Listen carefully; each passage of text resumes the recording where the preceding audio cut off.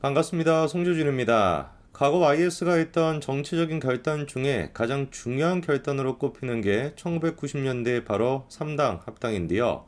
잘 알고 계시는 것처럼 YS의 3당 합당으로 인해 가지고 대한민국 정치 판세가 완전히 보수 중심 쪽으로 바뀌는 그런 결과를 낳게 됐었습니다.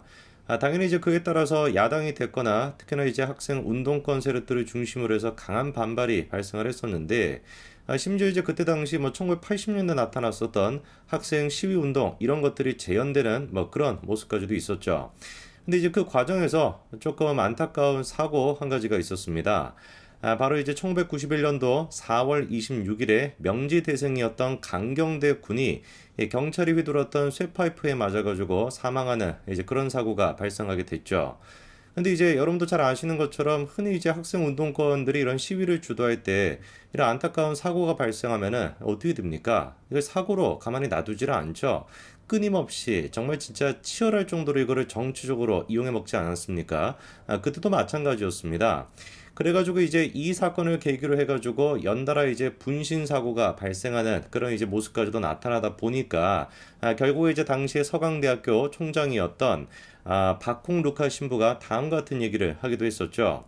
죽음의 블랙리스트가 있다. 구체적으로는 모르겠지만 우리 사회에는 죽음을 선동하고 이용하려는 반생명적인 죽음의 세력, 어둠의 세력이 존재한다. 이들은 그늘에서도 엄청난 힘을 가지고 있고 자신도 죽고 남도 죽이는 물귀신 공법으로 물 마시듯이 폭력을 전염시키고 있다. 이렇게 지적을 했었습니다. 박홍루카 신부가 이런 지적을 한 지 뭐 벌써 30년 가까이나 시간이 지났습니다. 여러분들이 보시면 좀 어떻습니까? 30년 전에 그리고 40년 전에 대한민국 대학가의 모습과 현재 대한민국의 모습은 과연 얼마나 큰 차이가 있을까요? 안타깝게도 제가 보기에는 박홍 루카 신부가 지적했던 이 모습이 지금 이 순간에도 지속이 되고 있는 것 같습니다. 그 죽음의 블랙리스트라고 하는 거, 그거를 구체적으로 누가 쓰고 있는지는 그때 당시에는 몰랐다라고 할지라도 지금은 우리가 어느 정도 알 것 같고, 그리고 그 블랙리스트가 아직까지도 현존하고 있다는 것도 우리가 분명히 알 수 있을 것 같습니다. 이번에 5.18을 맞이해가지고 광주 뭐 민주 그런 어떤 기념일을 맞이해서 여러 가지 뭐 행사라고 해야 될까요? 뭐 그 사람들한테는 행사겠죠, 그렇죠? 뭐 행사가 열렸습니다. 바로 뭐 윤석열 탄핵 집회 뭐 이런 것들이 전국에서 열렸었는데 저는 그런 모습을 보면서 드는 생각이 광주 민주화 운동을 주도했던 분들이 과연 저 모습을 보고 진심으로 기뻐할까 이런 생각이 들었습니다. 왜냐하면 어디를 살펴보든지 간에 광주 민주화 운동의 그 가장 핵심적인 정신 민주주의와 자유라고 하는 정신이 온데간데 없었거든요. 그리고 우리가 찾을 수 있는 것은 아까 전에 90년대에 나타났던 이런 죽음의 블랙리스트 이것만 우리가 발견할 수가 있었습니다. 이번에 5.18을 맞이해서도 여러 군데에서 목소리가 나왔던 이름 한 가지가 있습니다. 바로 양이동인데요. 양희동 이분이 뭐 이 사람들이 부르기에는 열사라고 부르고 있습니다. 그래가지고 윤석열 정부를 탄핵해야 된다라고 얘기할 때도 노동자, 서민을 죽음으로 내모는 윤석열 정권 이렇게 지금 얘기가 나올 정도로 양희동이라고 하는 사람의 죽음이 이분들한테는 열사가 되고 윤석열 대통령에 대한 탄핵 근거까지도 된다라는 것인데 한 가지만 이제 팩트만 우리가 짚어봐야 될 것 같습니다. 양이동이라고 하는 분이 민노총 소속이었던 거는 맞고 그리고 안타깝게 세상을 떠난 거는 맞죠. 그러나 이분을 둘러싸고 어떤 수사가 진행이 되고 있었냐?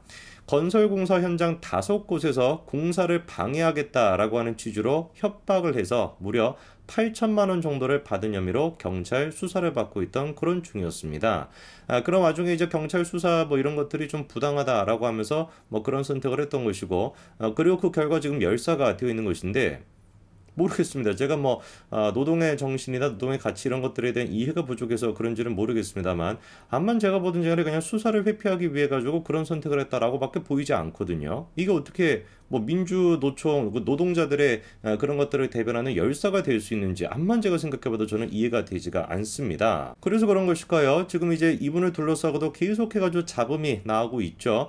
지켜보고 있는 사람이 어떻게 된 것인지 가만히 그냥 방치했다 뭐 이런 얘기까지도 나오고 있는데 약간 여기 좀 설득력이 있는 이유가 뭐냐면 사건 당일에 그 이제 양 씨가 YTN 기자한테 전화를 걸었다라 그래요. 그래가지고 기사거리가 있다라고 하면서 자기의 위치를 알렸고 실제로 그 현장에 YTN 기자가 2명 정도가 있는 상태였습니다.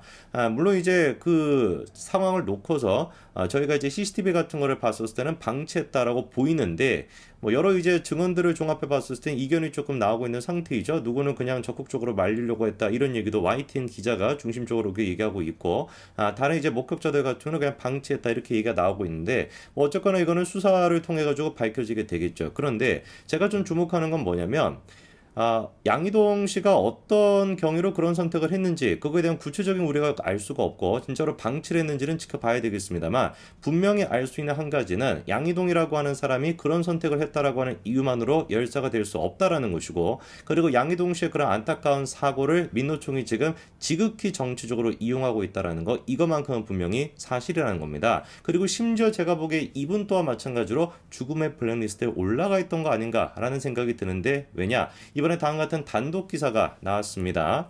안타깝게 이제 세상을 떠났던 민노총 건설노조 간부였던 양희동 씨의 유서가 위조되고 심지어 대필됐다라고 하는 의혹이 있다라는 것인데, 이게 도대체 어떻게 된 것이냐. 일단 뭐 구체적인 내용을 살펴보기 전에 이게 사실이라고 한다면은 진짜 뭐 90년대, 80년대 나왔던 그런 얘기가 지금 지금 2023년도죠. 지금 우리가, 이거 갑자기 날짜가 헷갈리네. 2023년도에 대한민국에서 또 그대로 지금 똑같이 반복이 되고 있다라는 것인데, 뭐 내용을 좀 보니까요. 양희동 씨가 이제 유서를 3장 정도를 남겨놔 봅니다. 근데 그 3장 중에 한 장이 글씨체가 다르다라는 거예요. 근데 이게 필적 감정을 하지 않아도 누구나 알아볼 수 있을 정도로 이 필적이, 즉 글씨체가 다르다라는 것인데, 이 얼마나 다른지를 보니까 일단 첫 번째, 요 유서가 이제 5월 4일에 민노총이 공개한 유서입니다. 글씨체를 보시면 아시겠지만 약간 좀 이제 궁서체라고 할까요? 굉장히 좀 각진 그런 글씨체라는 것을 우리가 확인할 수가 있고요. 그다음에 이제 두 번째 유서를 보시면 이게 5월 10일에 민노총 내부 문건 회의 자료를 통해 가지고 확보가 된 그런 이제 유서라고 하는데, 앞선 그 유서랑 비교해 봤었을 때 글씨체가 좀 비슷하다라는 걸 알 수가 있습니다. 굉장히 좀 각지고 좀 이제 뭐 궁서체 비스무리하게 쓰고 있죠. 그러면 이제 확연히 필적 감정이 따로 없더라도 일반인이 보기에도 우리가 확인할 수 있는 다른 글씨체가 있는 유서가 뭐냐? 바로 이겁니다. 여기 이제 민노총이 카드뉴스로 제작을 하면서 사용이 됐던 그런 이제 유서인데요. 보시면 아시겠지만 각진 그런 어떤 궁서체가 아니라 굉장히 좀 둥글둥글하다라는 걸 알 수가 있고, 약간 좀 여성이 쓴 것처럼 보인다라고 할까요? 약간 좀 그런 여성스러운 글씨체라는 거 우리가 알 수가 있죠. 이거는 진짜 뭐 단독 보도가 나온 것처럼 누가 보든지 간에 필적이 다르다라는 걸 알 수가 있고요. 당연히 그러니까 우리가 의심해 볼 수밖에 없겠죠. 이게 뭐 유서 자체가 조작이 된 거 아니냐, 그리고 이제 다른 사람이 대필해 준 거 아니냐, 이런 이제 의심이 들 수밖에 없는 상태인데, 조작이 됐고 대필이 됐다라는 것이 당연히 문제가 될 수밖에 없습니다. 왜? 지금 이 유서의 내용이 뭐였습니까? 윤석열 정부를 규탄하는 그런 내용이었고요. 심지어 지금 이 유서를 바탕으로 해가지고 이분이 열사가 되어 있고 윤석열 대통령을 탄핵시켜야 된다라고 하는 민노총의 주장에 가장 강력한 근거로 쓰이고 있는 거 아니겠습니까? 근데 알고 봤더니만 이게 민노총에 의해서 조작이 됐다? 이것만큼 심각한 문제가 뭐가 있겠습니까? 즉각적으로 그래서 민노총이 다음과 같은 해명을 내놨습니다. 조선일보가 근거로 삼은 영상은 건설노조에서 양희동 열사의 추모 영상을 만드는 과정에서 연출한 장면이다. 해당 연출 장면에 대해서 필체가 다르다며 위조나 대필이 의심된다고 지졌다, 이렇게 얘기합니다. 약간 좀 민노총은 쓰고 있는 표현도 좀 북조선스럽습니다. 짓는다 뭐 이런 표현 잘 쓰나요? 좀 한 번도 써본 적이 없고 제 주변에도 본 적이 없는 것 같은데, 어쨌거나 뭐 조선일보가 짓고 있다라는 건데, 인정은 한 겁니다. 그러니까 이제 연출이 됐다라고 하는 건 분명히 인정을 했는데, 제가 좀 이해가 안 되는 게 뭐냐면, 유서가 만약에 뭐 내용이 똑같은 거다. 그러니까 뭐 그 양희동 씨가 썼던 그 유서랑 똑같은 내용의 카드 뉴스에 들어가 있는 그 이제 연출이 된 유서가 있다라고 한다면 그거는 문제가 되지 않겠죠. 내용이 똑같다라고 한다면. 근데 아까 전에 그 연출됐다라고 하는 그 유서의 내용과 앞에 있는 두 장의 그 유서의 내용이 다른 내용입니다. 다른 내용이 글씨체가 다른데 그거를 연출이 됐다라고 우리가 표현할 수는 없는 거겠죠. 그거는 조작이 됐다라고 표현해야 되는 거 아니겠습니까? 자, 그런데 이게 또 논란이 되다 보니까 재차 이제 민노총이 해명을 내놨습니다. 약간 이제 말을 좀 바꿨죠. 이번에는 뭐라고 얘기하냐면 3장의 유서가 전부 다 어떻다? 동일인에 의해서 쓰여진 게 맞다. 이렇게 입장을 바꿨습니다. 그러니까 처음에는 연출이 됐다라고 얘기했다가 나중에 가서는 지금 동일인에 쓴 게 맞다. 이렇게 지금 입장을 바꾼 상태인데, 정말로 처음부터 양희동 씨가 쓴 유서가 맞았다라고 한다면 애당초 그냥 뭐라고 해명하면 되겠습니까? 동일인이 쓴 유서가 맞다라고 얘기하면 되는 것이지, 연출이다 뭐다 조선일보가 짓는다 이런 얘기가 뭐하러 필요하겠습니까?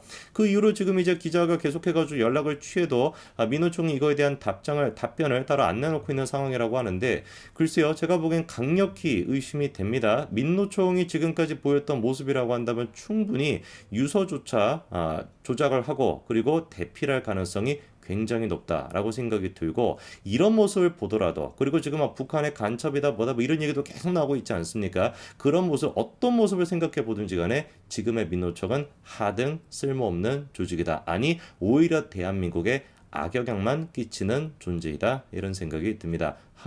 하루빨리 민노총이 정리되고 없어져야 될 것 같습니다. 여기까지 말씀드리겠습니다. 감사합니다.